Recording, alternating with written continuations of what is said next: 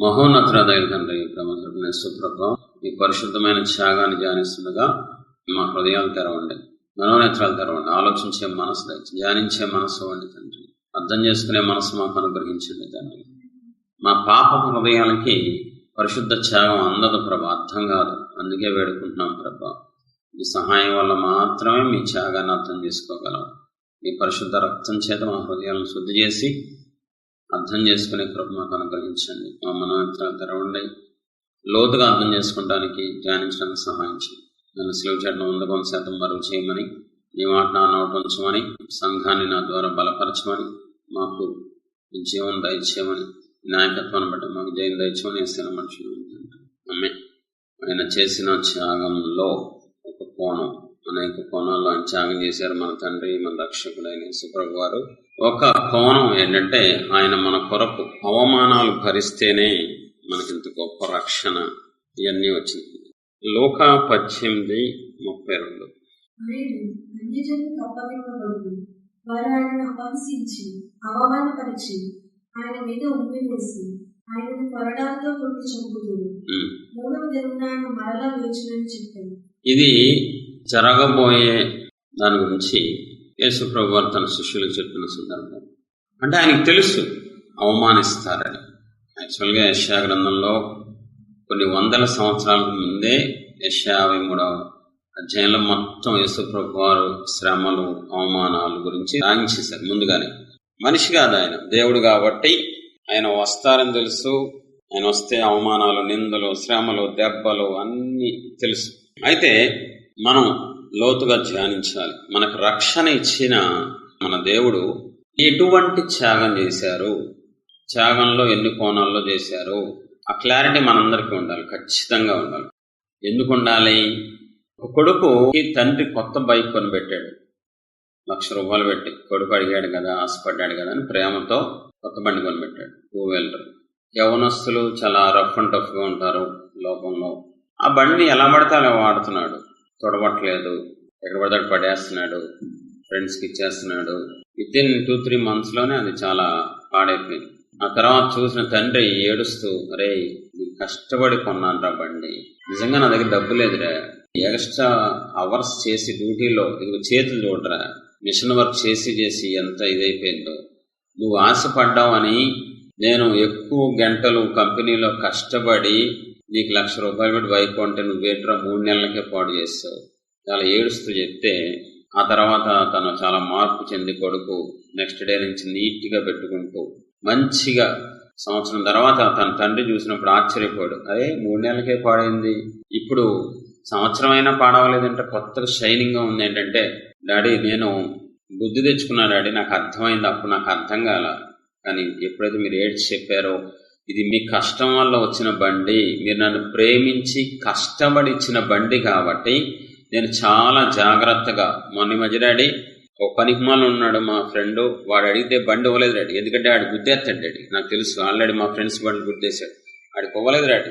ఆడు నన్ను తిట్టాడు, ఏరా నీకు పొగరా, స్వార్థమా, లేకపోతే అహంకారమా, నువ్వు ఎన్నైనా తిట్టుకో, మనసులో అమ్మో మా డాడీ బాధపడతారు, ఈ బండి పాడైపోతే మా డాడీ బాధపడతారు అని మీ మీద ఉన్న ప్రేమతో నేను బండి ఇవ్వలేదు డాడీ అని చెప్తే తండ్రి కన్నీళ్ళకి అవధుల్లో కన్నీళ్ళు కారుతూనే ఉన్నాయి.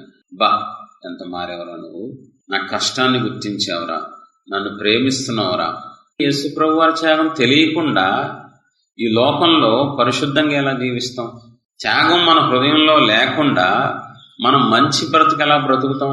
ఆయన కష్టం మనకు తెలియకుండా ఎలా ఆయన సంతోష పెట్టగలం? అసాధ్యం, అసంభవం. ఖచ్చితంగా క్రైస్తవులందరికీ యేసు ప్రభు వారి అన్ని కోణాల్లో త్యాగం తెలిసి ఉండాలి. అప్పుడే మనం మనకిచ్చిన రక్షణ కాపాడుకోగలం, పవిత్రంగా జీవించగలం, నీతిగా బ్రతకగలం, ప్రజలకి మనం ఉపయోగపడగలం. కాబట్టి ఖచ్చితంగా ప్రతి ఒక్కరూ త్యాగాన్ని, దీనికి ఆప్షన్ లేదు. కొంతమంది త్యాగం గుర్తించక్కర్లేదు, అలా లేదు. క్రైస్తవుడు అనేవాడు ప్రతి ఒక్కడు త్యాగాన్ని గుర్తించాలి, ప్రతి ఒక్కడు త్యాగాన్ని ధ్యానించాలి, ప్రతి ఒక్కడు త్యాగాన్ని బట్టి కృతజ్ఞతలు చెల్లించాలి, కన్నీళ్లతో త్యాగాన్ని ప్రపంచానికి ప్రకటించాలి. అంతేకాదు ఆ త్యాగానికి తగ్గట్లుగానే మనం బ్రతకాలి. బ్రతికేలాగా మనం మోటివేట్ చేసుకోవాలి మనల్ని మనమే. అమ్మో, ఆయన అర్ధాయుష్లో మరణించి నాకు పూర్తి ఆయుష్ ఇచ్చారు, నేను ఇప్పుడు ఆయన ఆయుష్ పోసుకొని పాపం చేయకూడదు, నేను తప్పుడు పనులు చేయకూడదు, లోకస్తులు తిరిగినట్టు రోడ్ల మీద తిరగకూడదు, ఎందుకంటే ఆయన బాధపడతారు. ఈ ఆయుష్ నాది కాదు, నా పాపాలని బట్టి నేను ఎప్పుడో చనిపోయాను, ఎప్పుడో 10 ఏళ్ల కింద చనిపోయాను, ఇప్పుడు నేను బ్రతుకుతున్నాను అని ఎవరి కాళ్ళకి ఈ సెన్స్, ఈ స్పృహ ఉండాలి. అలా ఉండాలి అంటే ఆయన ఏం చేశారో నీకు తెలియాలి. ఆయన త్యాగానికి తగ్గట్లుగా మన బ్రతుకులు ఉండాలి. అంతేగాని అద్దం బద్దం లేకుండా బ్రతికేసి పాపంలో బ్రతికేస్తే ఆయన బహుగా బాధపడతారు, బహుగా దుఃఖపడతారు. ఇప్పుడు ఈ రోజు కోణం ఏంటంటే, మహాదేవుడు, సర్వలోకానికి చక్రవర్తి అయిన దేవుడు మన పాపాల నిమిత్తం, మన రక్షణ కోసం, మన విడుదల కోసం అవమానాలు భరించారు. అవమానాల్లో చాలా రకాలు ఉంటాయండి. అన్ని అవమానాలు ఒకటి కాదు, అందరి అవమానం ఒకటి కాదు. పేదవాడిని అవమానిస్తే కొద్దిగా బాధ వస్తుంది పేదవాడికి, కోటీశ్వరుని అవమానిస్తే ఎక్కువ బాధ కలిగింది. నా స్థాయి ఎక్కువ కదా, నా రేంజ్ ఎక్కువ కదా. అధికారంలో ఉన్న వాళ్ళు బాధపడితే, ఇంకా ఒక ఆఫీసర్ని బాధపడితే, అరే మా చుట్టాలేంటి, నేను ఇంత పెద్ద ఆఫీసర్ని కదా, నన్ను అవమానించారేంటి. పెయిన్ పెరుగుతూ ఉంటుందండి. మనకున్న వాటిని బట్టి, మనకున్న స్థాయి బట్టి, స్థితిని బట్టి మనకు అవమానం లెవెల్, స్థాయి పెరుగుతూ ఉంటుంది, గమనించాలి. ఈ భూమి మీద ఏ మనిషి అవమానించబడటానికి ఇష్టపడ్డావు? ఎవ్వరు ఇష్టపడరండి. అరే తెలికెళ్దాం కదా, వద్దురా అక్కడ నన్ను అవమానిస్తారు, వాళ్ళకి నేనంటే పడదరా అంటే అక్కడ అవమానం ఉందని తెలిస్తే వెళ్ళటం మానేస్తామా లేదా? తెలిసి ఎప్పుడైనా వెళ్ళావా? అక్కడ చీప్గా చూస్తారు, నిన్ను అవమానిస్తారు, తక్కువగా మాట్లాడతారు, అలాంటి ప్రదేశానికి వెళ్ళావా తెలిసి? తర్వాత వచ్చి బాధపడ్డావు నువ్వు, ఎందుకు వెళ్ళానరా బాబు అలాంటి చోటకి, అనవసరంగా వాళ్ళకి దగ్గరికి వెళ్ళి అవమానించబడ్డానరా, ఛీ ఇక జీవితంలో వెళ్ళను అంటే ఎవడు ఇష్టపడ్డావు. అవమానాలకి ఎవ్వరు కోరుకోరు. తిండి లేకపోయినా ఇంట్లో కూర్చుంటారు కానీ అవమాన పాలవరు. ఒకవేళ ఆస్తిపాస్తులు లేకపోవచ్చు కానీ అవమానానికి ఎవ్వరూ ఇష్టపడరు, ఇది మాత్రం మర్చిపోవద్దు. అయితే ఎలాంటి అవమానాలు భరించారు? మామూలుగా చిన్నయ్య, పెద్దయ్య, ఆయన అవమానాలు ఏ రేంజ్లో ఉన్నాయో మనం పరిశుద్ధ గ్రంథంలో చూద్దాం ఫాస్ట్గా. యోహాను 8:49. నేను దయ్యం పట్టిన వాడను కాను, నా తండ్రిని కనపరచువాడను, మీరు నన్ను అవమానపరచుచున్నాను. అసలు ఈ మాట గుడ్డు వెళ్ళిపోయింది. 48వ వచనం. అందుకు యూదులు, నీవు సమరయుడవును, దయ్యము పట్టిన వాడవేమో అని మేము చెప్పు మాట సరియే కదా అని ఆయనతో చెప్పగా, యేసయ్య, నేను దయ్యము పట్టిన వాడను కాను, నా తండ్రిని కనపరచువాడను, మీరు నన్ను అవమానపరచుచున్నారు. మీకు అర్థమవుతుంది ఇక్కడ? ఇప్పుడు ఆయనకి అవమానం బాధ కలిగిందా లేదా? ఎవరైనా ఎదురైనా అవమానిస్తున్నావు, నువ్వు తక్కువ మాట్లాడుతున్నావు అన్నారంటే అర్థం ఏంటి? సంతోషంతోనా, ఆనందంతోనా, ఆర్భాటంతోనా? ఇక్కడ చూడండి, యేసు ప్రభువారిని ఎంత పెద్ద మాట అనేసారు తెలుసా? ఎలాంటి మాట అనేసారు తెలుసా? నువ్వు దెయ్యం పట్టిన వాడివి. ఒక మనిషినే నువ్వు దెయ్యం పట్టినవాడివి అంటే ఊరుకోరు, ఇష్టపడరు, బాధ, కోపం అన్నీ వస్తాయి. ఆ మాట వినటానికే మనిషికి ఇష్టం ఉండదు. పాపి అయిన మనిషికే దెయ్యం పట్టిందిరా నీకు అంటే ఇష్టం ఉండదు. ఇక్కడ దేవాది దేవుణ్ణి, మహాదేవుణ్ణి, విశ్వనిర్మాతని, సృష్టికర్తని, సర్వాధికారిని అయిన దేవుణ్ణి పట్టుకొని యూదులు వచ్చి, యూదులు ఎవరో తెలుసా? ఇక్కడ బాధ ఏంటో తెలుసా? బాధలో రకాలు ఉంటాయి. మనోళ్ళు అన్నప్పుడు ఒక బాధ ఉంటుంది, బయట వాళ్ళు అన్నప్పుడు ఒక రకం. మనం ప్రేమించే వ్యక్తులు మనం అవమానిస్తే ఒకలాగా ఉంటుంది బాధ, ఎవరో తెలియని రోడ్డు మీద వాళ్ళు అవమానిస్తే వేరే. యూదులు అంటే అన్నమాట, యూదులు ఎవరు? దేవుడి జనాంగం, దేవుడి ప్రజలు. దేవుడు వాళ్ళకి ప్రత్యేకమైన కృప ఈ భూమి మీద ఇచ్చారు యూదులకి. ఇది నా జనాంగం, నా సొత్తు, నా పేరు పెట్టిన జనాంగం అని చెప్పి ఇశ్రాయేలుకి ఎక్కువ కృప భూమి మీద ఇచ్చేశారండి. ఇప్పుడు వాళ్ళు వచ్చి దేవుడి దగ్గర అన్ని పొందుకుంటున్న వ్యక్తులు వచ్చి, యూదులు వచ్చి అంటున్నారు, నువ్వు దయ్యం పట్టిన వాడవు. అప్పుడు యేసు ప్రభువారు, నేను దయ్యం పట్టిన వాడను కాను అని అసలు ఆయన ఎక్స్ప్లెయిన్ చేసుకోవాల్సిన అవసరం ఏంటండి? కాల్చి పారేచ్చు, బూడి చేసేచ్చు. రే నన్ను అంటారా మీరు? కళ్ళు ఎర్ర చేస్తే చాలు, చెయ్యి కాలు పడతాం కాదు, బూడిదైపోతాడు అంతే. దేవుడు కదా ఆయన, మహాదేవుడు ఆయన, ఆయనకు అన్నీ తెలుసు. బైబిల్ చెప్తుంది, ఆయన పుట్టించగలరు, గిట్టించగలరు, బ్రతికించగలరు, చంపేయగలరు, ఆయన నాశనం చేయగలరు, ఏదైనా చేయగలరు, రెండు చేయగలరు. దేవుళ్ళలో రెండు ఉంటాయండి. బ్రతికించగలరు, చంపేయగలరు, అభివృద్ధి చేయగలరు, తగ్గించేయగలరు, ఆశీర్వదించగలరు, శపించగలరు. రెండూ చేయగలిగిన దేవుడు ఆయన. ఇప్పుడు అలాంటి దేవుడు చాలా దీనుడుగా, సౌమ్యుడిగా ఏమంటున్నారు? నేను దెయ్యం పట్టిన వాడిని కాను, నన్ను ఎందుకు అవమానిస్తున్నారు? మరి మీ దృష్టికి ఇది చిన్నమాట ఉందేమో, నాకు ఎదుగుండి బయలుపోతుంది. ఎందుకు ఇప్పుడు ఇంత అవమానం భరించాలి? మన కోసం. భూమి మీదకి వస్తేనే కదా ఈ అవమానం. పరలోకంలో ఆయనతో ఎవరు మాట్లాడలేరు కదా. ఇక్కడ ఫేస్ టు ఫేస్ అంటున్నారు ఆయన్ని, నువ్వే దెయ్యం పట్టింది నీకు అని ఫేస్ టు ఫేస్ అవమానిస్తున్నారు. ఇదంతా మన రక్షణ కోసం, మన రక్షణ మనకు రావటం కోసం, మనకి రక్షణ ఇవ్వడం కోసం పడిన అవమానంలో, శ్రమలలో, త్యాగంలో ఇదొక కోణం అండి. అంతేనా? ఇంకా చూడండి ఎలాంటి మాటలు మాట్లాడారు. లోకా 7:33-34. బాప్తిస్మమిచ్చు యోహాను రొట్టె తినకయు ద్రాక్షారసము త్రాగకయు వచ్చెను గనుక వీడు దయ్యము పట్టిన వాడని మీరు అనుచున్నారు. మనుష్య కుమారుడు తినుచును త్రాగుచును వచ్చెను గనుక మీరు ఇదిగో వీడు తిండిబోతుడు, మద్యపానీయు, సుంకర్లకుడు, పాపులకును స్నేహితుడని అనుచున్నారు. ఇది ఇంకా దారుణం. అది దారుణం, ఇది దారుణం. మనుష్య కుమారుడు తినుచును త్రాగుచును వచ్చెను గనుక మీరు ఇదిగో వీడు తిండిపోతూ, తాగుబోతూ. ఏంటంటే మాట, దారుణమైన మాటలు ఏంటండి. అరే తిండిపోతాడు వచ్చాడురా. మరి మనిషిగా వచ్చారు కాబట్టి అందరితో పాటు వెళ్ళి తిన్నారు, పడుకున్నారు. మనిషి కాబట్టి దానికి ఎలాంటి నిందలు లేదంటే ఎలాంటి అవమానాలు వచ్చినాయి ఆయనకి. ఇందాక సన్నివేశంలో కూడా ఆయనే మాట్లాడతాడు, నన్ను ఎందుకు దెయ్యం పట్టినాడు అంటారేంటి? ఇప్పుడు కూడా మళ్ళీ ఆయనే ఆ మాట రిపీట్ చేసుకుంటూ. కొన్ని మాటలు మనల్ని ఎవరైనా గాయం చేస్తే, అరే ఆ సుబ్బారావు కూడా పనికిమాలినోడు అంటే ఆ సుబ్బారావు దాన్ని తీసుకుని మళ్ళీ ఎత్తడో ఆ పేరు, ప్యాచే పోండ్రా, ఈ కర్మ నేనేం చేయలేను. కానీ ఇక్కడ యేసు ప్రభు వారు అంత మహాదేవుడు, ఆయన నోటితో ఆయన మళ్ళీ రిపీట్ చేస్తున్నారు. మీరు నన్ను తిండిపోతా అంటున్నారు, మీరు నన్ను తాగుపోతా అంటున్నారు, మద్యపాని అంటున్నారు.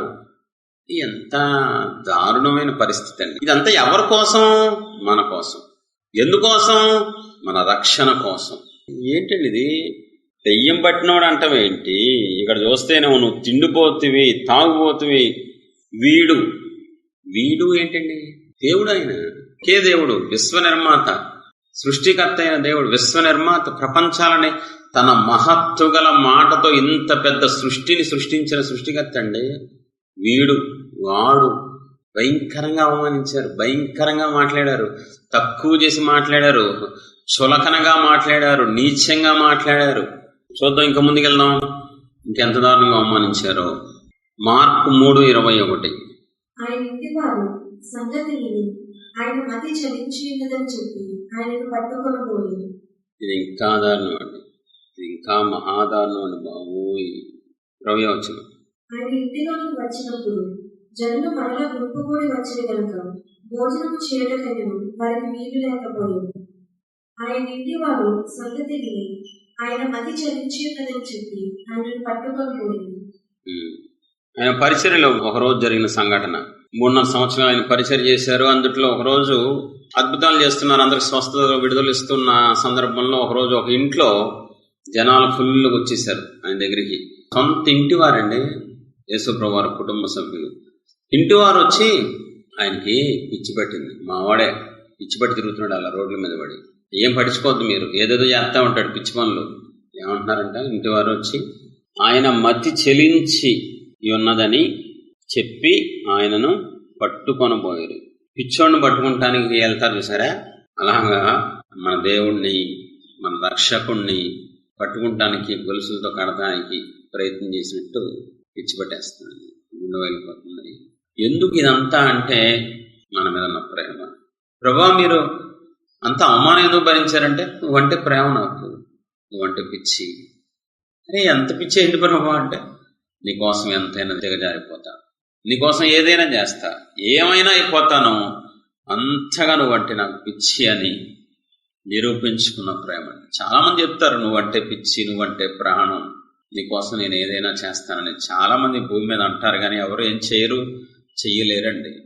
ఆయన అనలేదు, చేసి చూపించి తర్వాత చెప్తున్నారు, చూసావా ఎంత ప్రేమించాను, ప్రేమించాను కాబట్టే అవమానాలు భరించా, ప్రేమించాను కాబట్టే సిలువెక్కాను, ప్రేమించాను కాబట్టే నీకోసం మరణించాను. తన జాతి అయిన యూదులు వచ్చేమో తిండిపోతూ నువ్వు తాగుపోతు అంటారు, వేరే వాళ్ళు వచ్చేమో నీకు దెయ్యం పట్టింది అంటారు. 2-3 కదా అన్నయ్య అని మీరు అనొచ్చు. 46 ఏళ్ళ నా జీవితంలో నన్ను కొంతమంది అన్న మాటలు కొన్ని సంవత్సరాలు పట్టి పీడించినాయి. కొన్ని సంవత్సరాలు కొట్లననేవి కత్తిపోటు వంటి మాటల కలవని బైబిల్లో ఉంటుందండి. కొన్నిసార్లు దెబ్బ కంటే ఒక మాటే మనల్ని గుచ్చి గుచ్చి గుచ్చి చంపేస్తండి జీవితాంతం, లేదా కొన్ని సంవత్సరాలైన ఆ గాయం అలాగే ఉంటుందండి. చాలు ఆయనకి జీవితాంతం ఉండేలాంటి అవమానాలు ఒక 4 ఇచ్చారు చాలు, ఎక్కువ అక్కర్లా, ఒక 5-6 చాలు. మన జీవితంలో ఎప్పుడో ఒక్క మాట అంటేనే అది గుర్తొస్తే కోపం వస్తుంది, బాధ వస్తుంది, ఏడుపు వస్తుంది. ఆ మాట అన్నారంటే నన్ను, అంత మాట అన్నారంటే నన్ను, అంత మాట అనేసారంటే నన్ను. అలాగే చాలు, ఇవి చాలు, ఇంకెక్కువ అక్కర్లా.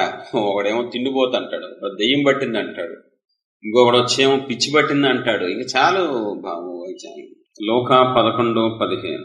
అయితే వారిలో కొందరు వీడి దయ్యములకు అధిపతి అయిన బయల్జెబూలు వలన దయ్యములను వెళ్ళగొట్టుచున్నాడని చెప్పుకొని, నాకేమో దెయ్యం పట్టింది అన్నారు, ఇప్పుడేమో దెయ్యాలు వెళ్ళగొడుతుంది. తెలుసా, దేవుని శక్తితో కాదు, దెయ్యాల మీద అధికారి శక్తితో దెయ్యాలు వెళ్ళగొడుతున్నాడు. ఇది మరీ దారుణం, ఇంకా వరస్ట్ అన్నమాట.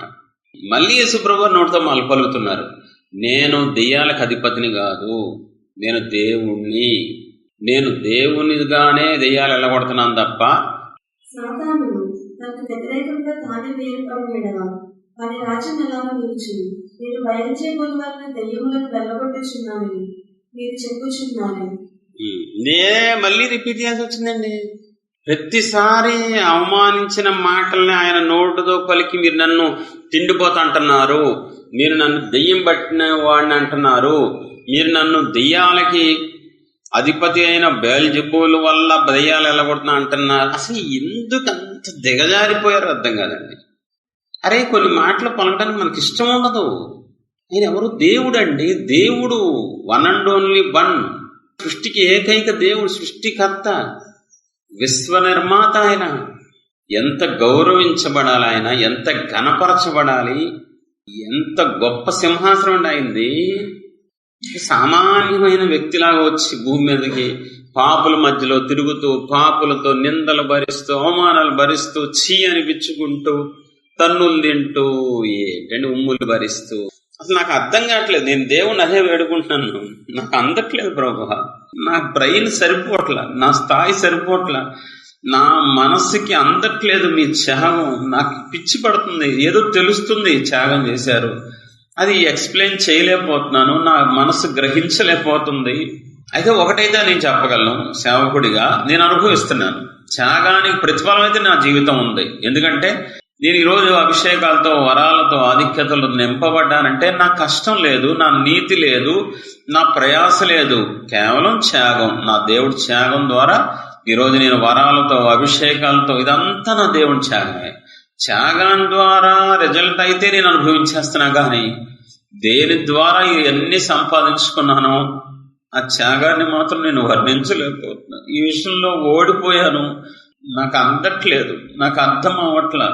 చెప్పాలని చాలా ఉంటది, కానీ పరిశుద్ధ త్యాగం కాబట్టి అది నా స్థాయికి అందట్లేదు. అది మాత్రం నాకు అర్థం అవుతుంది. హెబ్రీ 6:6.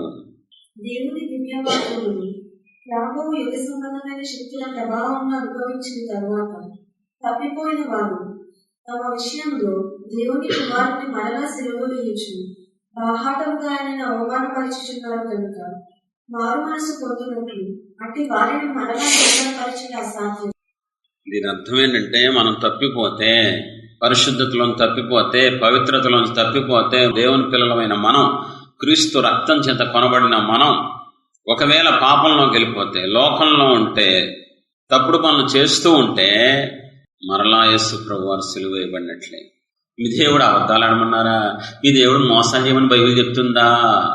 మన ప్రవర్తన, ఈ లోకం యేసు ప్రభువుని సిలువేసేస్తుంది. మనల్ని బట్టి యేసు ప్రభు మళ్ళీ సిలువెక్కుతారు, అవమాన పాలైపోతారు. ఆయన నామం దూషించబడుతుందంటే మన ప్రవర్తన బట్టే. లోకం ఏం చెప్పాలి? నీ దేవుడు పరిశుద్ధుడు, అందుకే నువ్వు పరిశుద్ధంగా ఉన్నావు. నీ దేవుడు నేర్పించారా నువ్వు నీతిగా ఉంటున్నావు. నువ్వు దేవుళ్ళకి వెళ్ళిన తర్వాతే మంచోడిగా మారావు అని దేవుడికి మహిమ రావాలి, మనకి ఘనత రావాలి. కానీ ఈరోజు మనందరి ప్రవర్తన, మనందరి దుష్ప్రవర్తన, మనందరి చెడ్డ క్రియలు దేవుడి నామానికి అవమానపాలు చేస్తున్నాయి. ఆయన దుఃఖానికి అవధలుండవు, ఆయన ఏడుపుకి అవధలుండవు. సింహాసనం మీద కూర్చొని ఆయన, నా పిల్లలు నన్నేంటి ఇంత దారుణంగా అవమానిస్తున్నారు? నేను ఇంత కష్టపడి ప్రేమించి నన్ను తగ్గించుకొని రక్తం కార్చి ప్రాణం పెట్టానే, నా పిల్లలు నాకు మహిమను తెస్తారనుకున్నా, ఘనత తెస్తారనుకున్నా, సంతోషాన్ని ఇస్తారనుకున్నా, కానీ బహుగా పాపం చేస్తూ లోకంలో నా పేరంతా చెడగొట్టేస్తున్నారని ఆయన ఏడుస్తూ ఉంటారు. ఎలా ఉన్నాం మనం? పరీక్షించుకుందాం అందరం దేవుని ఎదుట.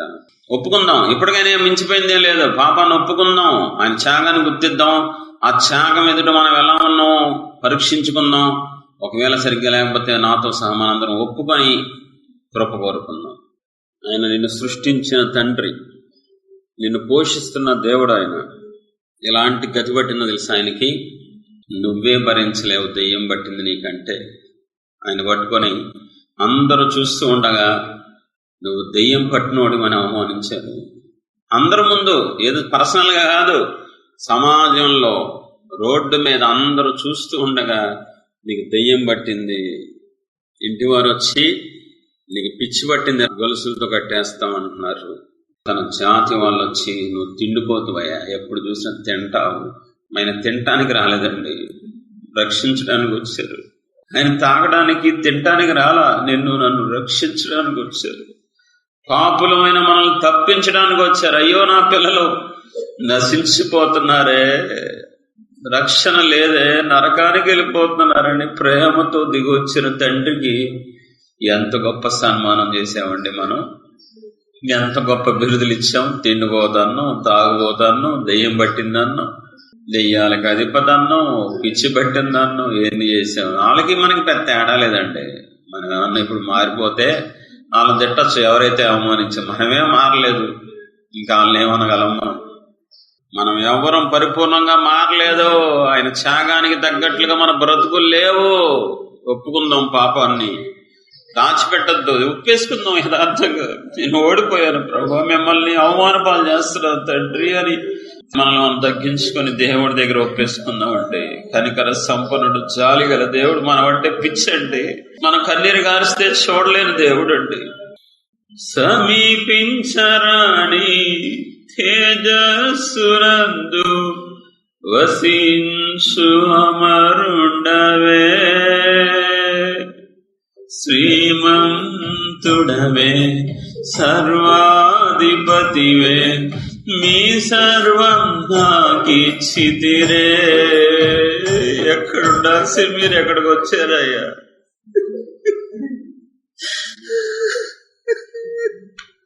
ఎవరి మధ్యలో ఉండాలి? దేవదూతల మధ్యలో ఘనత ప్రభావములు పొందుకుంటూ ఉండాల్సిన మీరు మట్టి మనుషులు పాపాత్మల మధ్యలోకి వచ్చి తిండిపోతూ, తాగుపోతూ, దెయ్యం పట్టింది, పిచ్చి పట్టిందని అనిపించుకోవడం ఎందుకయ్యా? నన్ను వదిలేయచ్చు కదయ్యా, నన్ను రక్షించడం అంత అవసరమా తండ్రి? అంత శ్రమపడి అన్ని మాటలు భరించి అంత త్యాగం చేసి మరి రక్షించాలి నన్ను. మంచోడిని రక్షించిన అర్థం ఉంటుంది తండ్రి. ఒక గొప్పోడిని రక్షించారంటే అర్థం, ఒక పనికి మాలిన బ్రతుకుని రక్షించడం కోసం ఎందుకు త్యాగం చేశారు? అందట్లేదు ప్రభు.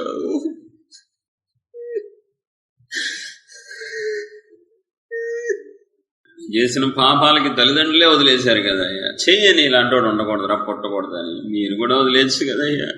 ఏదో విఐపిని రక్షించినట్లు రక్షించారేంటయ్యా? దేవుని పిల్లలు ఒక్కటి కాళ్ళు పట్టుకుంటా సినిమాలు చూడటం, సీరియల్ చూడటం కాదు, జస్ట్ మనసులో తలంచిన పాపం, తలంపు వచ్చిన సాతాను వచ్చి అడిగేస్తాడంట దేవుడు తలంచుకుంటారంట. రోజు అవమానం మనందరంలో దేవుడికి. రోజు ఆలోచనలు తప్పిపోని వాడు ఎవడుంటాడు? పరిశుద్ధులు తప్ప అందరూ తప్పిపోతారు. మనం ఇంకా పరిశుద్ధులకు మారలేదు. అంటే ఇప్పుడు ఏమర్థమవుతుంది మీకు? ఏం జరుగుతుంది తెలుసా?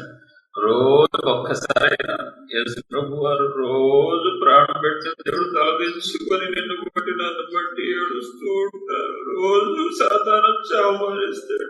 ఇదిగో నేరం చేశాడో మీ బిడ్డ అని అందరి గురించి అడుగుతూనే ఉంటాడు. అలా ఎత్తుకోవాలి నా దేవుడు, మనల్ని బట్టి ప్రాణం పెట్టి దేవుడు ఇదిగో నా పిల్లలని తలెత్తుకోవాల్సిన దేవుడు మనందరం తలదించేస్తున్నాడు. రోజు తలదించేస్తున్నాడు.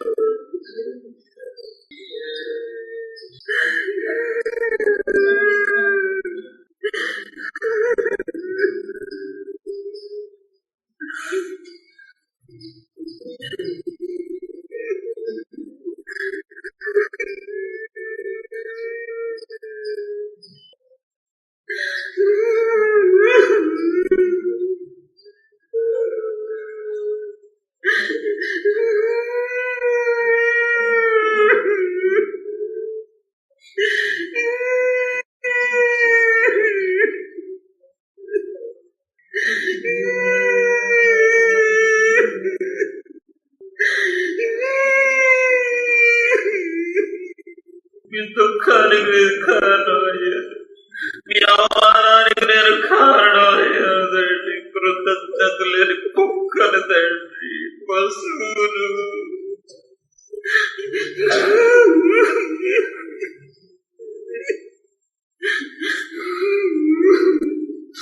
పాపాలు చేసినప్పుడు వదిలేసయ్యా, త్రోసయ్యచ్చు తండ్రి, కానీ వదలలేదు. మీ ప్రేమ అయ్యా విడిచిపెట్టలేదయ్యా. అలాంటి ప్రేమ నా నేను మోసం చేసేది, అలాంటి తండ్రి నా నేను దుఃఖపెట్టేది మారానుంది తండ్రి.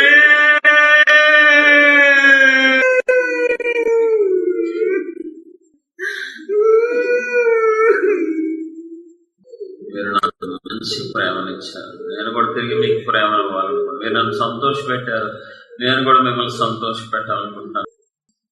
మీలాగా నన్ను ఎవరు ప్రేమించగలరు, మీలాగా నన్ను ఎవరు క్షమించగలరు, మీలాగా నన్ను ఎవరు ప్రేమించగలరు, మీలాగా నన్ను ఎవరు క్షమించగలరు. ఈ లోకమే ఏకమై నిలచిన నా పక్షమై మీరుంటే చాలయ్యా. ఈ లోకమే ఏకమై నిలచిన నా పక్షమై మీరుంటే చాలయ్యా. నా పక్షమై మీరుంటే చాలయ్యా. తలరాత ఇంతేనని తల్లడిల్లగా తన చేయి నన్ను నడిపే మెల్ల మెల్లగా. తన గాయము నా కోసమే కదా, ఈ కాయము తండ్రి కోసమే కదా.